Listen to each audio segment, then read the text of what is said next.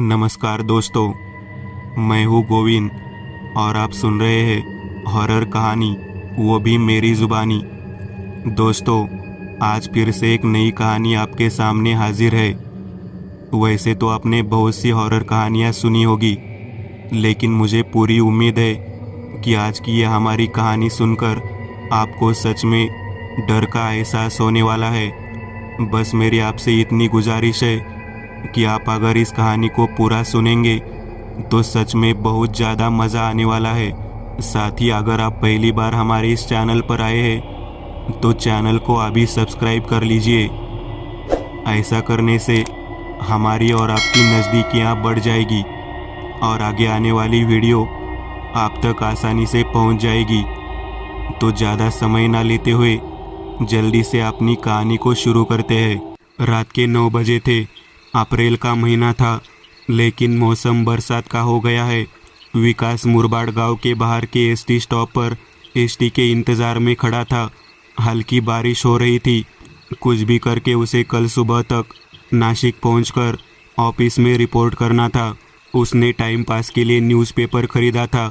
ST की wait करते करते उसकी नज़र न्यूज़पेपर पर भी पड़ रही थी। पेपर में आने वाले राशि भविष्य में अपनी मिथुन राशि के सामने का राशिफल देखकर वह हंस पड़ा। राशिफल में लिखा था, यात्रा से बचे। लेकिन राशि भविष्य की ओर ध्यान देकर कौन अपने काम को टालता है। दरअसल यह आने का कारण यह था कि नासिक में रहते हुए एक परिचित ने विकास से 10,000 उधार दिए थे और अब विकास को पैसे की ज़रूरत थी, लेकिन उस आदमी का कोई आता पता नहीं था। 15 दिन से उसे विकास ढूंढ रहा था। उसी को ढूंढते हुए वो मुरबाड़ गांव तक आ गया था, परंतु उस आदमी ने गांव का मकान बेच दिया था और यह मालूम न हुआ कि वह कहाँ गया। निराश होकर विकास नासिक वापस जा रहा था।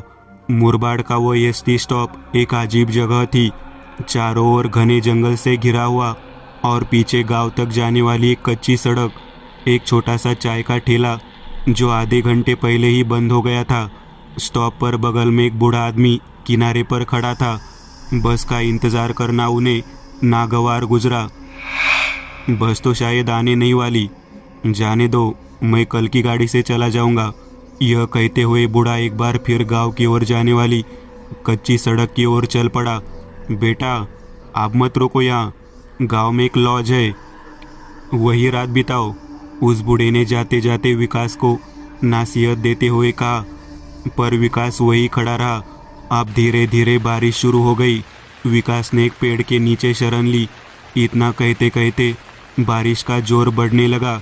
उसकी नज़र आसमान की ओर गई और अचानक उसे आसमान में कुछ बड़ी रोशनी दिखाई दी। एक पल के लिए दिखाई हुई रोशनी से उसकी आंखें चमक उठी। कुछ सेकंड्स के लिए उसकी आंखों के सामने उजाला ही उजाला छा गया। आंखों को सहलते हुए उसने फिर से आसमान में देखा। अब वो रोशनी वहाँ नहीं थी। विकास के पास न तो रेनकोट है और न ही छाता। पेड़ की छाया भी उसे भीगने से बचा नहीं पा रही थी और अब विकास आधा भीग चुका था। बादल की गड़गड़ाहट शुरू हो गई। उसके शरीर पर पड़े हुए पानी की छींटे झटकते हुए वह नीचे देख रहा था, लेकिन जैसे ही उसने ऊपर देखा तो उसे एक क्षणिक सुखद झटका लगा, क्योंकि एक एसटी उसके सामने आकर रुकी। यह एसटी यहाँ कब आई? क्योंकि मैंने इसके आने की आवाज़ भी नहीं सुनी। बादल और बारिश के शोर के कारण सुनाई नहीं दिया होगा। विकास सोचने लगा। भाई, आ रहा है? कंडक्टर ने पूछा। हाँ हाँ, क्या आप नासिक जा रहे हैं? विकास ने पूछा। हाँ, बैठो, कंडक्टर ने कहा। दरवाज़ा खोलकर विकास अंदर बैठ गया। अंदर 7-8 यात्री थे। अधिकांश बस खाली थी। वह बीच की सीट पर बैठ गया। बस शुरू हो गई। बगल की सीट पर बैठी एक जवान लड़की डरी हुई लग रही थी। उसका शरीर थर-थर कांप रहा था। विकास ने ध्यान नहीं दिया। कंडक्टर को पैसे दिए और टिकट ले लिया। वह बाहर देख रहा था। कल सुबह 5 बजे नासिक पहुंचकर ऑफिस ज्वाइन कर लूँगा। यह सोचकर उसके सांस में सांस आ गई। इतना कहकर वह थोड़ा रिलैक्स हुआ। अचानक बस ने जोर से ब्रेक मार दिया। एसटी में लोगों के बीच हंगामा मच गया और सभी यह देखने के लिए आगे बढ़े कि सामने क्या हो रहा है। विकास उठ गया, लेकिन युवती अभी भी वहीं बैठी थरथरा रही थी।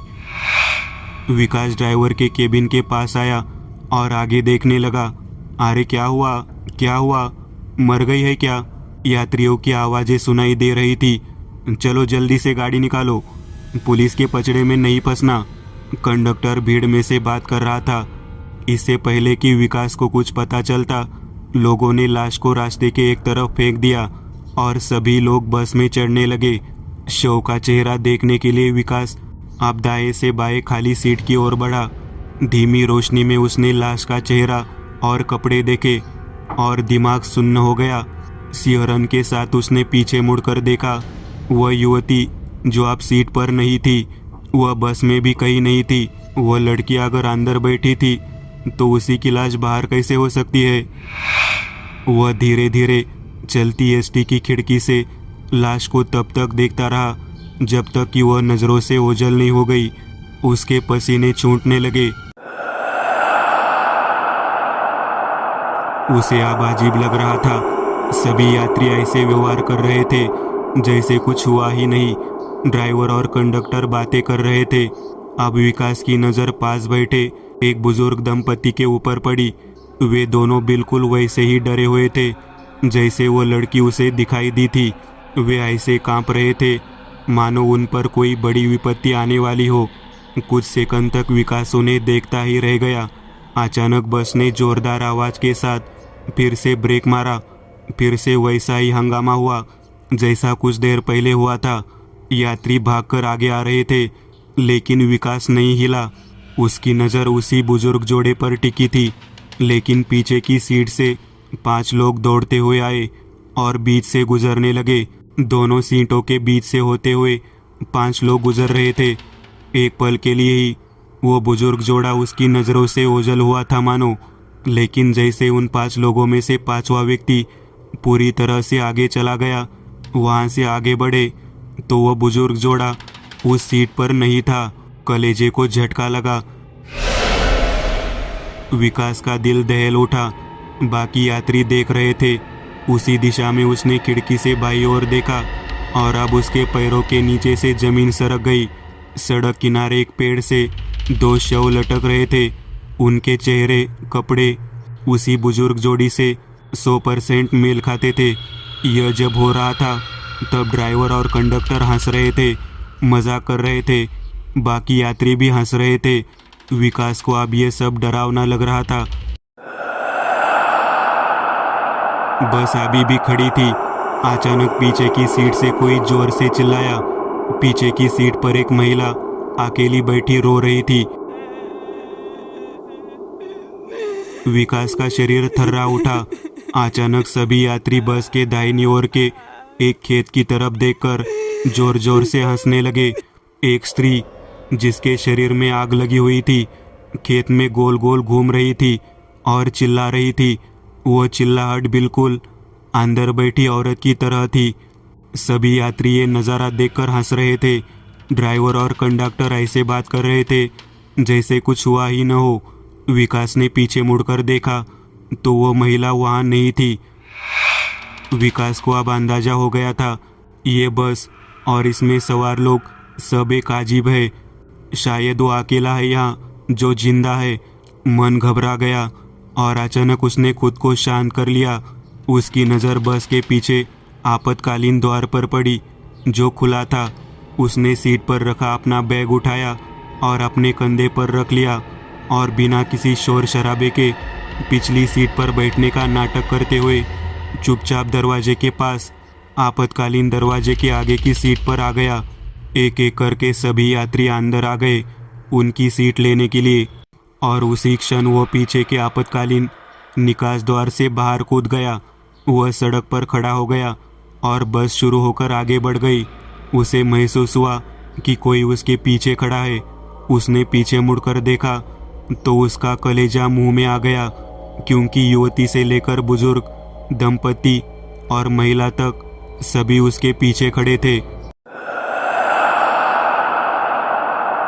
और बस को देख रहे थे। विकास के दांत भींच गए। उसने नज़र घूमकर बस की तरफ देखा और उसे धक्का लगा, क्योंकि सड़क सुनसान थी। दूर दूर तक कोई बस नहीं थी। अचानक पीछे से एक हॉर्न की आवाज़ उसके कानों को सुनाई दी और वह चौंक गया। पीछे देखा, एक और बस उसके सिर्फ 3 फीट की दूरी पर खड़ी थी। वे आत्माएं अब सड़कों पर नहीं थी। क्या तुम मरना चाहते हो? क्या तुम बहरे हो? कितनी बार हॉर्न बजा रहा हूँ? बस ड्राइवर चिल्लाया। यह नासिक जाने वाली बस थी, इसमें जगह भी थी। विकास बस के दरवाजे पर आया। बस में यात्री दिख रहे थे और सब कुछ सामान्य लग रहा था। कंडक्टर ने दरवाज़ा खोला और उसे अंदर जाने दिया। विकास पीछे की सीट पर बैठ गया। बगल में मोटा रिम वाला चश्मा पहने एक आधेड़ उम्र का आदमी बैठा है। उसके हाथ में एक मोटी किताब थी। वह उस किताब में कुछ पढ़ रहा था और खिड़की से खुले आसमान की ओर देख रहा था। उसने विकास की ओर देखते हुए कहा, शट, शायद मैंने वो लम्हा मिस कर दिया। एक्सक्यूज़ मी, क्या आपने कुछ कहा? विकास ने पूछा। अरे मैं एक खगोल शास्त्री हूँ। आज की रात कोई साधारण रात नहीं है, यह एक दुर्लभ रात है। आज निकोलस नाम का एक धूमकेतु पृथ्वी की कक्षा से होकर गुजरेगा। यह एक धूमकेतु है जो 112 साल पहले यानी 1912 को पृथ्वी की कक्षा से गुजरा था। इसी दिन टाइटैनिक जहाज डूबा था। ऐसा कहा जाता है कि यह धूमकेतु जब भी पृथ्वी की कक्षा से होकर गुजरता है तब एक अजीब सा माहौल पृथ्वी पर बन जाता है। लोगों को अजीब अमानवीय अनुभव हुए हैं, जैसे मृतकों का दिखना आदि। और उस दौरान बड़े पैमाने पर मौत की घटनाएं होती है, जैसा कि टाइटैनिक के साथ हुआ था। दुआ करो कि आज इस बस के साथ ऐसा कुछ न हो, उस आदमी ने कहा। अचानक जोर की एक आवाज़ हुई, मानो बस को जोरदार टक्कर लगने जैसा कुछ महसूस हुआ। विकास और अन्य यात्री अब सीटों से एसटी के सामने की ओर उछल पड़े। बस पहाड़ी रास्ते की तटबंदी तोड़कर नीचे खाई में गिर रही थी। नीचे गिरते हुए उन कुछ सेकंदों में विकास ने आसमान की ओर देखा और फिर से उसे वो रोशनी दिखाई दे रही थी। दोस्तों, आज के लिए बस इतना ही। अगर आपको यह कहानी अच्छी लगी हो तो लाइक कीजिएगा। आप में से कई लोग बिना लाइक किए भाग जाते हैं। अगर आपने वीडियो को लाइक किया तो मुझे अच्छा लगेगा और ऐसे ही डरावनी कहानियाँ बनाने के लिए मुझे एनर्जी मिलेगी। तो लाइक ज़रूर करिएगा और अभी तक आपने चैनल को सब्सक्राइब नहीं किया तो तुरंत सब्सक्राइब करिएगा और बगल वाली घंटी को दबाना ना भूलिएगा।